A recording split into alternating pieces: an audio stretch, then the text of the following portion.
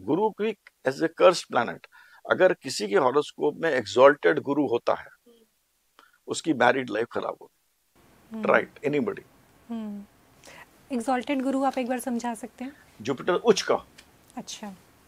अपने बहुत ही अच्छा गुरु, उसकी मैरिड लाइफ खराब, because it doesn't work, too much of this thing will not work.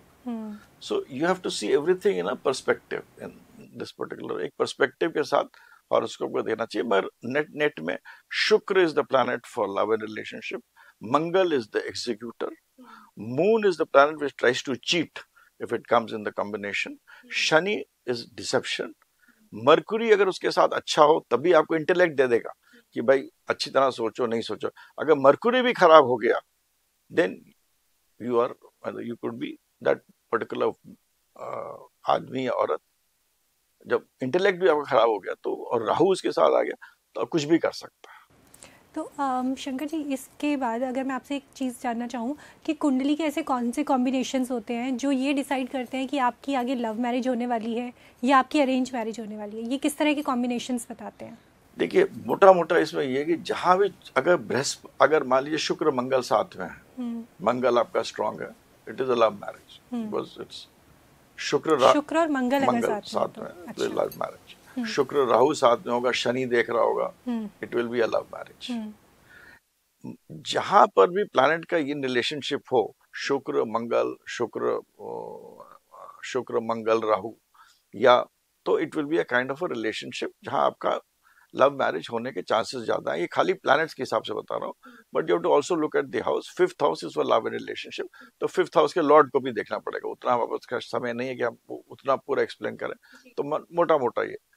मगर अगर इस पे मगर एक चीज है, गुरु का एस्पेक्ट नहीं होना चाहिए।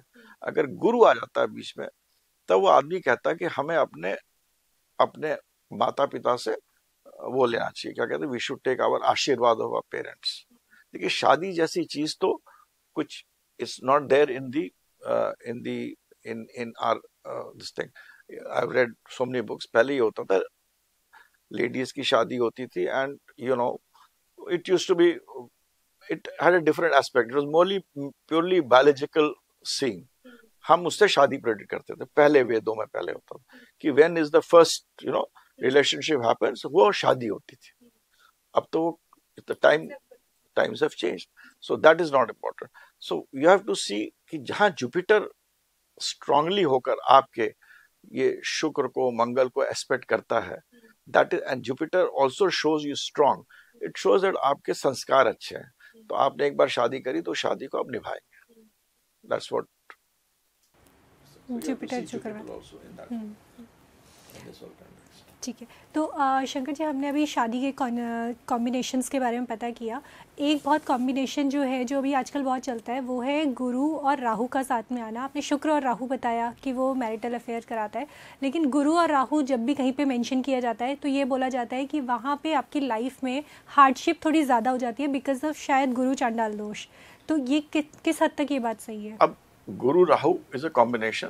अब राहु को लोग चंडाल बोलते हैं, तो उसको गुरु चंडाल बोल देते हैं। मगर बिना राहु के आप करोड़पति नहीं बन सकते, बिना राहु के आप बड़े पॉलिटिशियन नहीं बन सकते। So I have told you always, हर चीज के दो चीजें, लाइफ और नॉन लाइफ। तो ये राहु पैसा वैसा के लिए बहुत अच्छा है, आजकल तो बाकी चीजों के लिए भी बहुत अच्छा हो गया। पर अगर जैसे गुरु जो है वो तो टीचर की श्रेणी में आता है। गुरु टीचर की श्रेणी में आता है। गुरु हमारी फैमिली को देखता है, फैमिली है, होते नहीं होने, बच्चे ठीक से होने चाहिए, ठीक है। इट इज द कारक of 2nd house, family. It is the कारक of 5th house, marriage. It is the कारक ऑफ 9th हाउस, आप आशीर्वाद लीजिए। इट इज द कारक ऑफ 12वां घर, कि आप अपना जो जीवन है, शयन जीवन है, मतलब प्लेजर ऑफ बेड, उसको आप एक संस्थापिक रूप में सोसाइटी के दायरे में रह के करिए। इन 4 चीजों का कारक जुपिटर है, चारों बहुत इंपॉर्टेंट है। जब गुरु राहु के साथ आता है, राहु कहता है ये सब बेकार है यार, what is all this, what is कुटुंब, what is marriage, what are you talking बड़ों से। अब उसमें तो जब भी गुरु राहु के साथ आएगा तो इन चारों चीज में एक ना एक चीज को बड़ा डिस्टर्ब करेगा, और इन चारों में से एक भी चीज डिस्टर्ब हो जाती है, it creates problems in married life. गुरु राहु जब भी 12वें घर में होगा, this again a prediction I am giving, anybody can try it out, उस आदमी की शादी बहुत देर में होगी, लेडी होएगी तो बहुत ही खराब होगी। Guru Rahu anywhere in the horoscope will create problems in marriage for sure. इससे फर्क नहीं पड़ता है कि वो मैरिज के हाउस में है या नहीं है, अगर इससे वो कहीं कोई भी फर्क होंगे नहीं तो। पड़ता है मैरिज के हाउस में हो, 12वें घर में हो, 9वें घर में हो तो ज्यादा खराब होगा, दूसरे घर में हो, क्योंकि वो घर है तो जुपिटर का कारक होता है, वहां राहु खराब करता है। तो बाकी जगह ठीक है, चल जाएगा। But when it were in second house, 12th house, 5th house and 9th house, दूसरा, 12वां, 5वां, 9वां, वहां तो मैरिड लाइफ आपकी खराब करेगा, मैरिज ही देर में कर देता है। कभी कभी अगर आपका शुक्र ठीक नहीं है, मंगल ठीक नहीं, बाकी प्लान जो आपको समझाया मैंने, अगर वो ठीक है तो मैरिज भी नहीं कराएगा, it won't even get marriage done. But her planet की एक मियाद होती है। जैसे राहु होता है वो 42 साल तक आपको मतलब इम्पैक्ट ज्यादा करता है इन इन अपने 42 साल के 42 साल। उसके बाद अगर आपके दशा भुक्ति ट्रांसलेट्स ये भी दशा बाकी सब चीजें देखने पड़ती है, उसका समय है तो हो सकता है आपकी शादी हो जाए। अब आपका जैसे शुक्र है, शुक्र मान लीजिए 8वें घर में, जो 8वां घर होता है धरती के नीचे के काम के जितनी चीज होते हैं, अगेन पैसे के लिए बहुत अच्छा 8वां घर को पैसे के लिए खराब मत मानिए, क्योंकि जो सोने की व्यापार करते हैं, खान तेल खदान ये वो सब पैसा ही है ना उसमें, तो आजकल एल्युमिनियम, तो 8वां घर उसके लिए, मगर it is a house of negativity where anxiety is there, danger is there. आदमी कहता है कि नेगेटिव ऑफ ऑकल्टिज्म, जो भी ऑकल्ट है उसका नेगेटिव करो।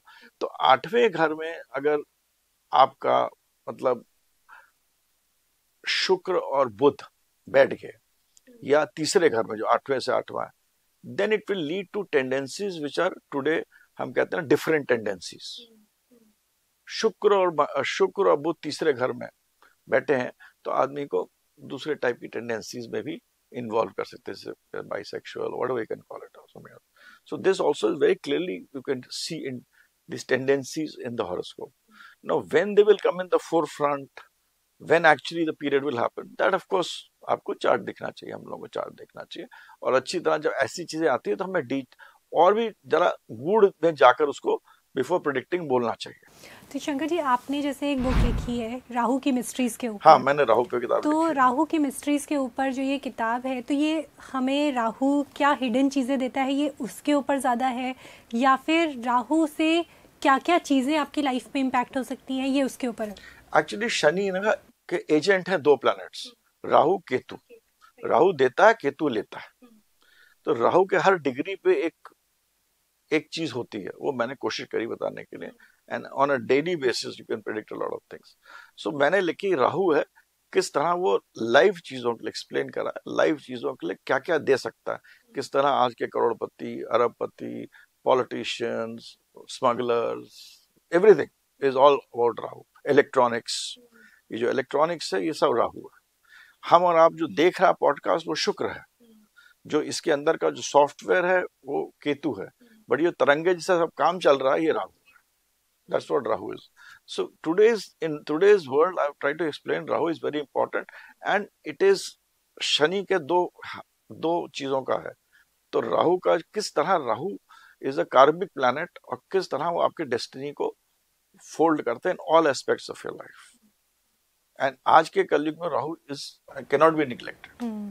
शंकर जी, हम चाहेंगे आपके साथ एक प्रॉपर पॉडकास्ट जिसमें हम बात करें राहु के ऊपर डिटेल में कि राहु एग्जैक्टली है क्या, क्योंकि शायद कुछ टाइम में राहु को डिस्क्राइब करना और राहु को समझना शायद उतना आसान नहीं है। एक आखिरी टिप जो आप देना चाहें हमारे यूज़र्स को, कि जो भी लोग नया बिजनेस स्टार्ट कर रहे हैं उनको किस तरह की चीज़ें करनी चाहिए जिससे बिजनेस में सक्सेस मिल सके, जिसमें लाइफ में सक्सेस मिल सके, मॉनेटरी ब्लॉकेजेस बंद हो सके। बिजनेस के लिए अगर हॉरोस्कोप में देखिए तो Shani is the most important planet for your profession, for any profession. अगर आपका शनि वीक है तो आपको मतलब यू विल, शनि के आगे मान लीजिए केतु है आपका, किसी के आगे शनि है, शनि केतु के साथ है, शनि के आगे केतु है, समझ लीजिए उसका प्रोफेशनल आपकी लाइफ में स्ट्रगल्स रहेंगे। You have to be prepared. Shani आपके 10th हाउस में स्वग्रही है, बहुत अच्छा है। तो शनि को पहले देखिए, that will give you an idea whether you should do business or not do business. Then important planets which you should see is Mercury, because Mercury के बिना आप बिजनेस नहीं कर सकते। और अगर आपको सर्विस करना है, the planet which gives you service is Jupiter.